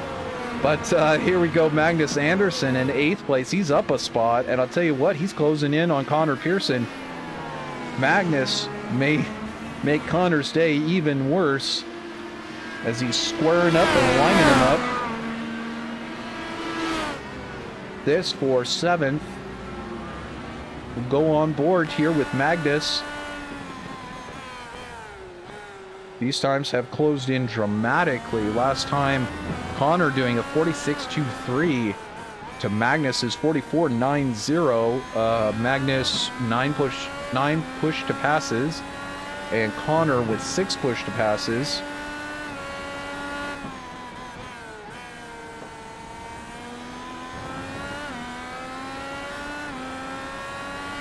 Taking a look through our notes, I'm not seeing any other major off tracks recently. Looks like everybody keeping it somewhat clean, and keep an eye on this with Magnus and Connor as Magnus gets a huge run down the backstretch. I don't know if it's going to be enough.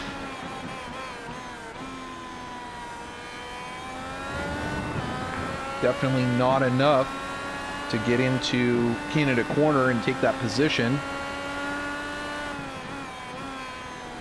Can he do it? No, he's drifting out quite wide there on exit, and we can see Connor pulling in for his last pit stop. It's gonna make it tough as there's gonna be 13 laps to go. Have to see if we can pull that one out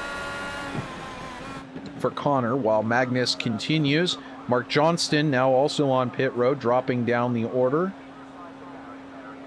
Take a look at some of the other drivers. Christian Malkorek. Back out to the camera outside the car there. Malkorek new to last lap, as I was mentioning before. So we got Connor Pearson in the pits, Johnston in the pits. Blackwood, Sam Blackwood in the pits as well. We've got Tim Miller here. Going to take at least one spot from Sam Blackwood, who's on pit road, as well as they're passing Mark Johnston. So Tim Miller now up into 11th, gaining 11 spots today. He'll have to make another stop, but I'm sure he's at least glad to see himself temporarily there. Mark Johnston, the newcomer, as we mentioned, I believe, pretty much just signing up right before the broadcast. So he now a member of one of the admin's teams, and we'll see him in a different livery next week. So they're back at the shop painting his next vehicle. Sam Blackwood behind.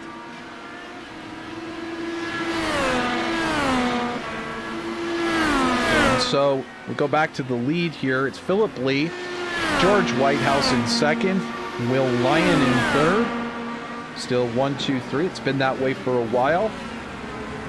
Take a look at some of the drivers a little bit further back. Now these drivers a lap down. Mark D. Hutchinson, you see right behind Will Lyon in the 33 car.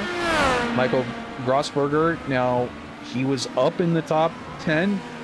Unfortunately, had that incident going into turn 1, and it's just gotten worse from there. Simon Maltby, I've seen his name pop up, unfortunately for the wrong reasons. You see some good laps there, but also a couple of difficult laps. Unfortunately, throwing it off track a couple of times. So consistency an issue there. Dan Blake, one of our few drivers that actually uses the SDK driver information app to fill in his information. Appreciate that. What I would like for everyone to do is also send me that information. So if you, I'm not sure whether we're going to be using photos for the future, but you can go ahead and send that to us as well. Just make sure to upload it to Discord so we can get that info that you want to see featured there. Of course, your hometown, your team, and that next information of what you've done on iRacing so people can know. But we appreciate that. The reason is because we'll be overwriting everything, so some drivers have not yet had their information overwritten yet. So send it to us so we can get that, as well as your custom livery. If you haven't done so, I don't know if Thomas has. It's beautiful. I love gradients, that's for sure. But I don't know that that's his livery. And there we can see finally Alex Salmon still circulating out there. The last car appears to be doing so. So now we do have a break at the front. It's Andreas Eick who's into the pits, as well as David Soranzo behind and Magnus Anderson. All three of those drivers now completing their final pit stops, leaving Philip Lee, George Whitehouse, Will Lyon, and Matthew Levine still on track. So those four, along with Andreas Eick, who is about to rejoin. We'll see if he... Is there a possibility? There's not even a possibility he'll lose a position. It's over a minute back to Connor Pearson. So it really just tells you... Let's see. No, gap, it says 1 minute and 3. Yeah, so 1 minute and 3 seconds back to Connor Pearson. Just really tells you how different the strategies have been. And it's mostly been a game of survival here. As we see Philip Lee finishing his 38th lap. He's got 11 to go. We await him in for his third and final pit stop. The top four have not yet stopped. Fifth place Andreas Eick has stopped, and he is only 15 seconds back of Matthew Levine as we see Philip Lee make it into the pits. So he gives over the lead to George Whitehouse. His undercut strategy could work in his favor. It already had quite a sizable gap. Now we'll have to see if anything goes wrong in the pits. We'll watch this pit stop as the other drivers continue to circle around. And he did have a momentary issue there. You saw him just drift an extra couple of feet forward. He would have gotten the command on screen. You're too far forward, back up. So he did have to do that. That will cost him just about a half a second to a second. Not a big deal. There he loses a position to Matthew Levine. He'll reclaim that in a moment. So we see Philip Lee on the red tires for his final stint, set up to put in some fast laps and see whether he can not only retake that lead, but take the win. Whitehouse now continuing. It's Whitehouse and Lyon, Matthew Levine. Now the final three drivers who have not stopped.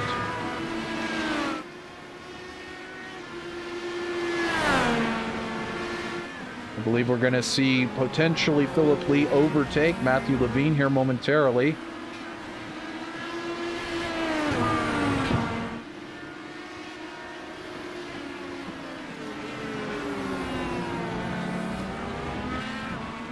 We've got Jesper Orman Fan Club also joining us in the YouTube chat. I appreciate that. Matthew Turner rooting on his friend. So 21 of us here in the YouTube chat now. No matter where you're joining us from around the world, you've seen an awesome race going on. Been filled with a bit of strategy. So we see George Whitehouse now in the pits. This is the moment that we've been waiting for. Well, we'll have to see. We'll have to see how this all plays out. That mistake that Phil Lee made may have been a little costly. As I'm watching the time gaps now, and Phil Lee does in fact take back over the lead, but Whitehouse just 3.4 seconds back, and with 8 push-to-passes remaining, he has managed to claw back several seconds from that lead. Now, unfortunately for Whitehouse, as you can see on the screen, he's got the white sidewall tires, and that's the part of the strategy that can come back to bite you, as Will Lyon now, I believe, is he on the red tires? Yes, he is. So, Lyon on the red tires. Definitely looks like the advantage goes to Will, and we'll have to see what kind of times he can turn in. So we're now under 10 laps, 9 laps to go. Philip Lee, 4.6 seconds he's managed to stretch it out to now, and if these two start battling, that may be it. If Will Lyon can somehow get around George Whitehouse a little bit quicker, he might be able to use some of those push-to-passes to his advantage. But if he gets held up by Whitehouse, looks like he may be trying to get by, dove to the inside, then backed out, heading into Canada corner. So Lyon doing everything he can to make this a race for second, as we see Philip Lee burning a push-to-pass. He's got 8 now, and now Will Lyon is on the button. Whitehouse not responding with his usage of push-to-pass. He still has 8 himself. Whitehouse still not using push-to-pass, not concerned with that, giving up the position. I think he senses, I'm on black sidewall tires. I've got a big gap, 7.8 seconds back to Andreas Eick. I think I'll just try to take third rather than get into an incident with Will Lyon, and that is how you play the championship game, folks. That is as simple as it gets. I don't see Whitehouse nobody trying to use push-to-pass except for Matthew Levine. So now another, this happening a little bit further back. This is for 7th place. We've got Connor Pearson chasing down Magnus Sanderson. I'm sorry, the reverse of that. Magnus Sanderson chasing down Connor Pearson, which is pretty much where we left it earlier. Pearson diving into the pits earlier, avoiding confrontation. But it's like Magnussen getting a good run. I just don't know if he has the speed to overcome Connor Pearson. To watch and find out. Meanwhile, Andreas Eick doing his fastest lap of the race last lap, a 43.96. Very quick. Trying to see if that's the best. No, of course that's not the best overall. Philip Lee and Will Lyon tied for the fastest lap of the 43.53 that's set very early on, if you recall. So now we've got Will Lyon burning a little bit more push to pass. He's got 7 to burn. So it's a 5.7 second gap. I don't know whether Will can claw it all back. I thought maybe Phil might be still trying to save some fuel, maybe coming in a little too early on that undercut, and that can really hurt you. If you've had to bail out on your strategy at all and come in a little bit early, you can't afford to run push to pass because it burns more fuel. So you've got to conserve, and that's how you end up getting stuck with all those valuable push to passes at the end of the race. So once again, your running order with 7 to go. It's Philip Lee. And he's been doing it all perfectly today. We're 7 to go here, so I'm just going to lay it out there for you.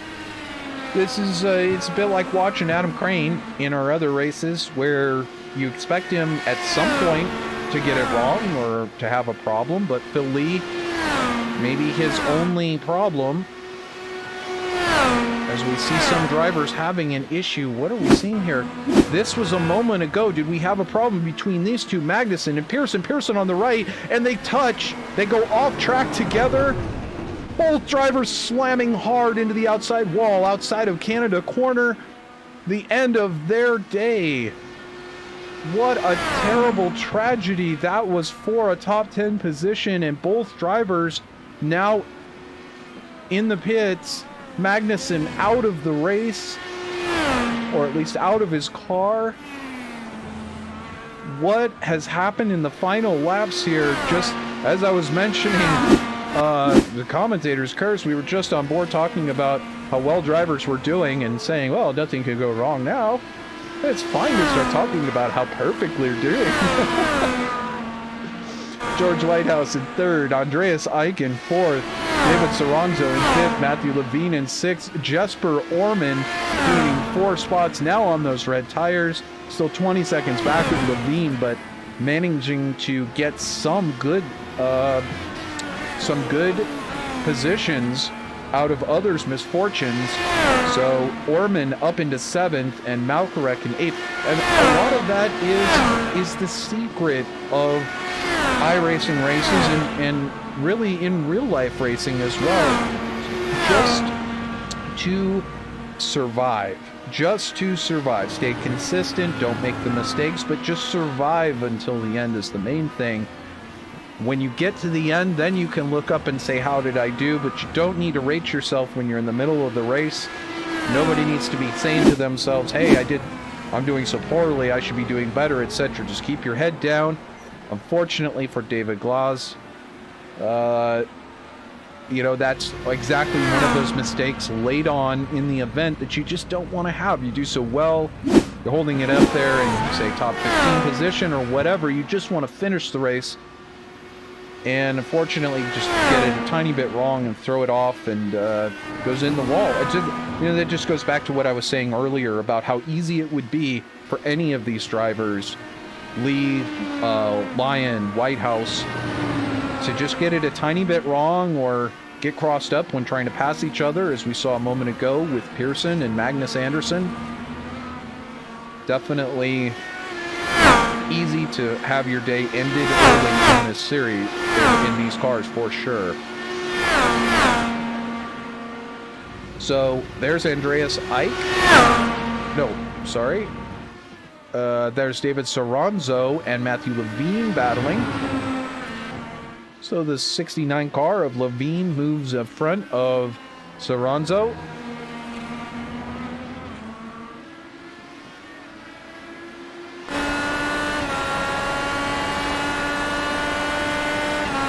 See if Levine can manage to overtake here.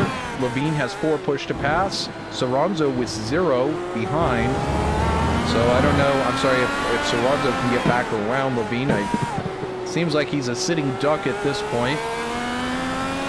And again, that being the flip opposite of the strategy where you're like Philip Lee, you've got 5 remaining now. George Whitehouse, 8 push to passes remaining. Lee now burning a push to pass on this lap.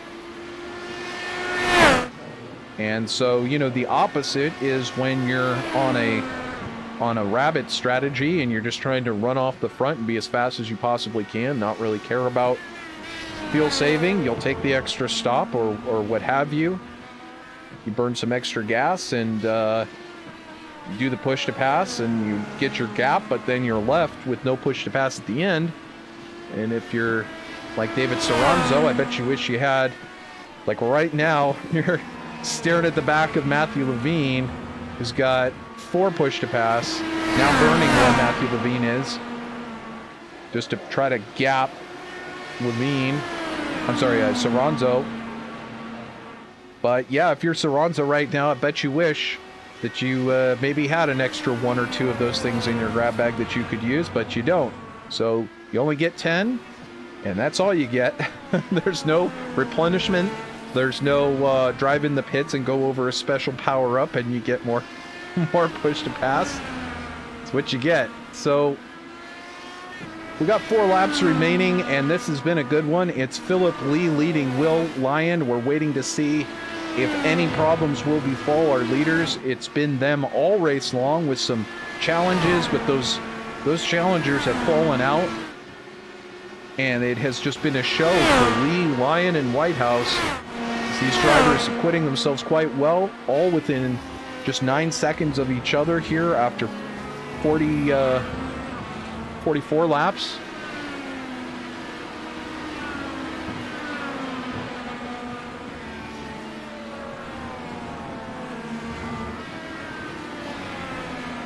And Andreas Eick up a position. Matthew Levine here still managing to stay in front of Soranzo, and Soranzo not having any push to pass. I'm just thinking that Levine must be kind of struggling a little bit on those tires, perhaps not getting the type of performance out of this red stint that he would like. And getting a little wide there. It seems like this is a battle that might unfold into a position change, but this is also part of it. This is also part of it. You know, often we think of these drivers as pretty much just sitting there in the comfort of their cockpit making a decision. Oh, I'll go up and pass, or no, I won't. A lot of times for a driver like Levine, I mean, you're just pushing as hard as you can. Just literally, I'm not sitting back and you know, or Soranzo, I'm pushing as hard as I can. Absolutely every corner, 10-10s. Trying to keep this lead if you're up there and you're Levine, or trying to make the pass if you're Soranzo, and you just can't do it. You know, if you're Levine, you want a gap, you're pushing the push to pass, you're trying to pull a gap, and Soranzo just won't leave your tail. You'd love it if you could look in the mirror and just see track back there. You feel your heart kind of sink back to where it should be. But if you're Soranzo, you know, you just try to push that throttle through the floorboard. As we see him, he gets a little bit wide there on exit. That could cost him. He's lost a little bit of time here, pulling back to 0.7 of a second. So that may do it for Soranzo's chances. We're just under 2 laps to go for our leader, Philip Lee. A miraculous, fantastic day for Philip, pulling out that hero lap in qualifying and then defending it and really not suffering any challenge from arrears. I know when I've been racing the Indy Open Series, I spent a lot of time developing this setup, and I can say that when I go into races, I feel like I have a competitive advantage, but this is a fixed setup, and I'll be honest with you, Philip is making it look like he's got an advantage on this track. It looks like he brought his own setup to the race today, but not possible. But he's brought his talent and put his talent on display, and that's exactly what a league like PMRL will do for you. Out here on the broadcast, really getting it done, looking like a champ, and he's going to raise up in the points. 2 laps to go here.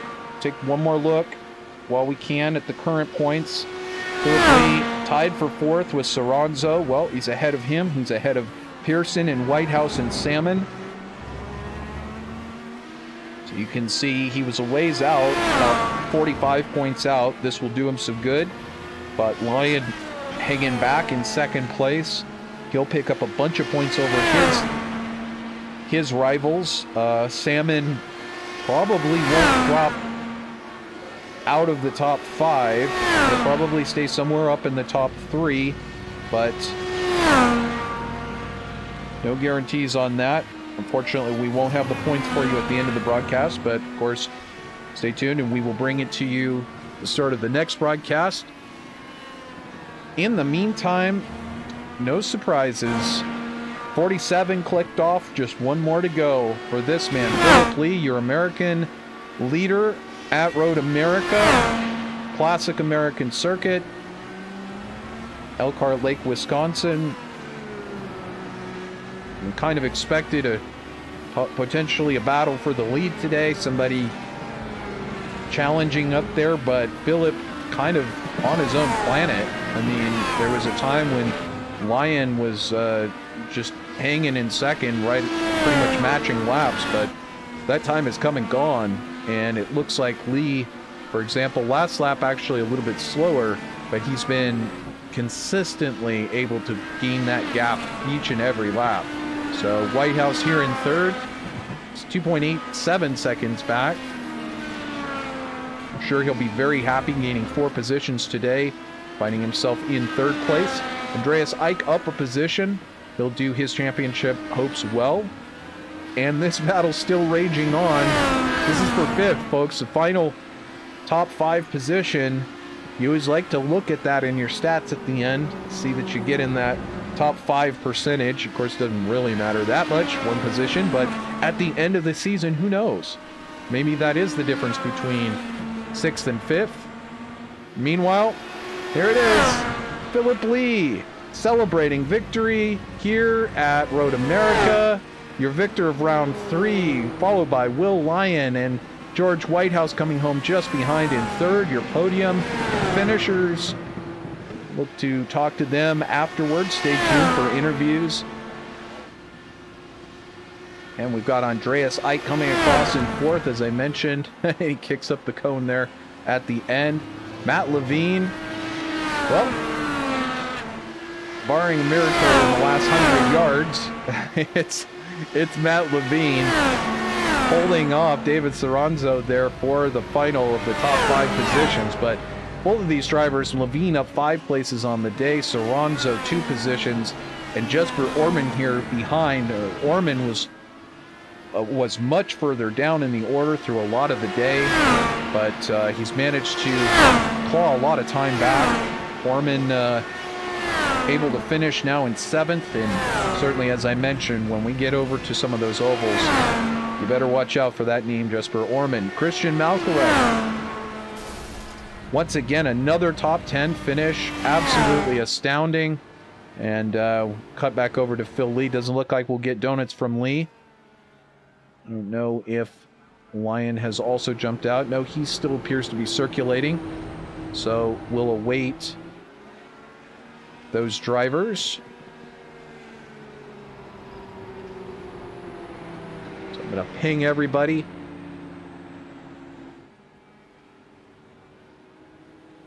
And yeah, get on over into the Discord broadcast room. Philip Lee, Will Lyon, George Whitehouse, if you can.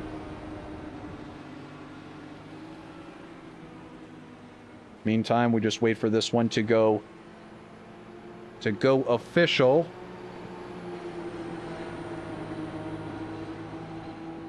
And we can bring you the final results. So, Will Lyon here on the screen. Tremendous day. Coming home second. Acquitted himself very well. Just 2 off tracks. Just to give you a rundown on where everyone ended up. Phil Lee with 4 off tracks. Now, I mean, it's to be understood there's many places where you can just get an innocent off track. 4 off tracks for him. 2 for Will Lyon. 11 for George Whitehouse. So Whitehouse having a number of steps off the track. And Andreas Eich having 15. Another driver having 15, Tim A. Miller. 21 for Thomas Klessens. 30. Is that right? Jake Browning with 32 off tracks. 32 incident points. So I don't know whether that will even end up classified at the end of this.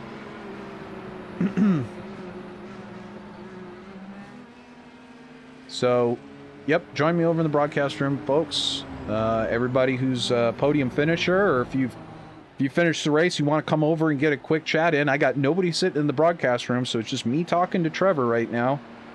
If you want to come over and get interviewed, there we go. We got George Whitehouse in. Hey, George, can you hear me, bud? Yes, I can. Yes, I can. All right. Well, brilliant drive for you. You gained 4 spots today. Did you qualify as well as you thought as you would? And then how did the race go for you? Well, I've noticed recently that my qualifying hasn't really been where I want it to be, so I've been trying to work on that. Obviously, being just a 10th off pole was a little bit disheartening considering I believe it was P7. But yeah, it was all right. And then the race, I always knew that my race pace would be stronger than my quali, so it was just about building that consistency, trying to do the moves when I can, and just trying to gain as many places as I possibly can. Absolutely. So talk us through that. Was it a fuel strategy race for you? Were you just trying to go as fast as you can? Any struggles for you today? Not really. I think it was pretty much just go foot to the metal and see what happens.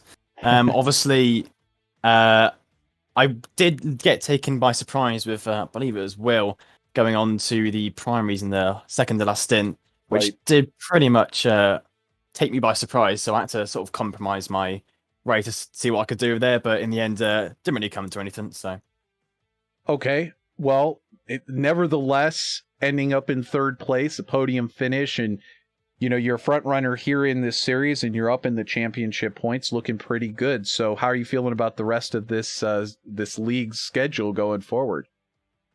I think I do know I can't make two of the races, so a little bit back on the back foot. But I do know if I could just keep it, roughly where I am at the moment, I think I've been a decent shot at the end of the season. Excellent. So what have you been finding as far as these? Just while we got another second with you here in the booth, what have you been finding as far as these setups? They working out well for you? Are you struggling to adapt during the race, or I mean, obviously you're getting great performance out of it. I think, yeah, they are pretty decent. I'm pretty much new to iRacing, to be honest with you. I started full time the start of this year, so I've been learning the ropes with the IndyCar, and yeah, it's been good fun. There's a lot to tweak. You got the roll bars, the brake bias, fuel mapping, all of that. So, well, congratulations on an excellent performance in third place. And I'm sure we're going to be calling your name a lot more going forward. And just it's great to have you in the series. Thanks so much, George. Thank you. All right. Well, George Whitehouse joining us here for post-race chat, coming home third. And in the meantime, we have our second place finisher, Will Lyon, now in the booth. Hey, Will, can you hear me? I can. How you doing? All right. I'm doing great. I think you're doing even better than me. You ended up in second place. You actually, I was mentioning it just a moment ago, you only had 2 incidents, and surrounding you, Phil getting 4 off tracks, obviously 1. But behind you, 11 off tracks, 15 off tracks, some drivers going as much as 31 off tracks here. But you kept it nice and clean. You had some challenges from behind.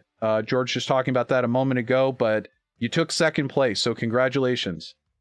Yeah. The tires are pretty tough around here, particularly the alternates. Although they are the quicker tire, it's quite a lot of the race was just managing the rears and trying not to spin all the time. So yeah, although it probably didn't look particularly exciting at the front because there wasn't much battling going on it for us at the front, I imagine we were all just pushing as hard as possible without dying.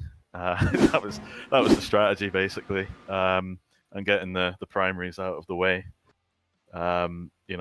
Just when it seemed convenient, really. There was no strategy apart from don't die. So you weren't ahead of time figuring the exact laps that you were going to come in, take the primary tires, etc. You just kind of felt it out as the race went on. Pretty much, yeah. I mean, I always kind of knew that the final stint, the 9-lapper at the end, was going to be on oats, just so I could push, and so that's why I got the primaries out of the way just before that. But yeah, it was pretty much just trying not to spin and adjusting the anti-roll bars, trying to help out the grip really. So yeah, pretty tired after that one. Well, it's certainly, you lucked out a little bit with the temperature on track being a little bit cooler than we saw here in the Indy Open Series earlier on in the year. But still, as you mentioned, difficult to keep the tires under you. And so you think that was a driving factor, just maybe having to take your foot out a little bit to manage those tires? Or were you fairly confident in the tires you were able to push as hard as you want today? Yeah, I did in the Open back when the new tire model just came out, and I remember how hard it was in like 40-50 degree track temps. It was brutal. So no, I was very much in this race just taking it easy. Well, pushing as hard as I can, but yeah, as you say, just getting out of the throttle, particularly and the sort of last few laps on the alternates. You do lose a bit of time compared to those on the primaries, but it's worth it just to stay on the black stuff, really. You bet. Well, this is one of those types of championship performances. You kept it clean. You had some challenges from behind. You even gave up the position momentarily, but you reclaimed second place. You're going to climb in the points because Alex Salmon had a terrible day today, dropping out almost completely, down to 14th place. So you'll gain in some points. It's looking pretty good for you heading forward. We've got still 7 more rounds to go. You expecting to be at all the rounds, and what are you thinking the calendar going forward? Yeah, hopefully I'll be able to get around to most of the races. To be honest, it was a really good result for the team. My teammate Matt Levine got a P5, fought his way through from P10, just kept it on the black stuff, did really well. I know he's fighting a bit of illness as well, so he did a brilliant job to bring it home. A P2 and a P5 for the SMS boys. It's a great result for us, and hopefully that gets us a little bit closer to Taylor Mills Racing, who have kind of been walking away with it so far. So, yeah, just it's ovals coming up. I have no idea how we're going to do compared to everyone on those, but it's good fun so far. You mentioned that you had done some of the Indy Oval or some of the Indy Open stuff earlier on in the season in the year. Did you run Indy, the official Indy for iRacing, or the fixed Indy at all? Do you have much experience on the Indy Oval, which is where we're heading next? Yeah, we've done. Me and a couple of the guys in the team have done Indy 500 a couple of times. We've come close, but we've never won the actual 500 before. Obviously, with the aero screen and the new tire model, it's Indy 500 has changed quite a bit. You bet. There's a lot more understeer these days, so it's going to be all about probably qualifying as high up as possible and just staying out of trouble. I would imagine. At least it won't be as long as the 500, but I've no idea. And because we can't practice with that beforehand, it is going to be just wait and see, and hopefully we go well. Well, 1 week from now, we'll find out whether you can cash in on some earlier experience, Will. Great job today. You gained a spot on the day, and in the meantime, just had one of those kind of championship days, as I was talking about. You'll gain in the points. We'll see where you're at in the championship heading next week into Indy. So congratulations again, Will, and good luck on the rest of your season. Thanks, Trevor. My pleasure. So Will Lyon joining us for his post-race interview, and now that opens up the door here for our winner. Phil, can you hear me? I can. Can you hear me? I certainly can. So, I'm just going to say flat out, we were in qualifying. There's a bunch of names in this series that have been finishing well and doing well, and they weren't at the top of the qualifying sheet. It was your name up there. You took the pole. And then you just basically had, if I do say so myself, pretty much a perfect race. How did it go from your standpoint? How is this race playing out for you? Because it looked perfect from this seat. Well, thank you. In qualifying, I ran several laps, and I noticed my optimal lap time was pretty low, and so I knew if I could just string together one lap, then maybe I could be at least up in the top 3. And I went out and had about 20 seconds left before the qualifying would end, and just put in a really good lap. And I didn't expect to be 1/1000th of a second ahead of anybody, but yeah, once that happened, I figured, okay, I need to get my head down and at least prove that I belong up here, I guess I should say. I didn't want to out qualify myself, I guess. And so yeah, I just put my head down, and I knew the starting on the alternates would be ideal because it would be at least the coolest temperature, or a cool temperature. I didn't know if it was going to warm up or not. I didn't look at the time or anything, but once I noticed the temperature going up, I decided for my second stint to go straight to the primaries because I wanted to see how they compared. The alternates weren't too bad at the end of that first stint, so I figured if the primaries did okay, then I could go back to the alternates, because evidently it wasn't as bad as I thought it was going to be, and so that's the direction I went. I honestly didn't know fuel wise. Oh, my cat's here. I didn't know fuel wise how it was going to end up. I ended up going just like a lap early on the first 2 stints, earlier than my calculator said, and then I realized I'd only have 9 or 10 laps for the last stint, so I figured, might as well use the alternates and just push hard on them since they would be fast up to that point. So You bet, but you don't want to push too hard. Did you struggle? We heard George Whitehouse talking a little bit about it. Did you struggle at all with the red tires going off on the rears? Were you playing any games in the last few laps just to keep it easy? Because like I said, from here, it looked like you were on a Sunday drive out for a cruise. I know that's not how it was, but how were the tires for you today? they were okay. Like I said, the first stint, it really wasn't that bad. By the end, I was about a second off of my fastest lap up to that point, and I knew that's about where the primaries would be for the whole stint. So I was okay with it there. And then as the track tip started to go up, I went to the the alternates for my third stint, and I was almost immediately like at least half a second, if not a second, off of my quickest lap. So at that point, I knew, okay, there's no point in reaching for a certain lap time. I just need to feel the car out. And at the end of each stint, it was pretty slippery, especially in turn 5 and turn 6. But I just tried to, I don't know, be smooth and try not to get on the throttle too early. I did that a couple times in practice, so I just felt the car out and made sure I was keeping a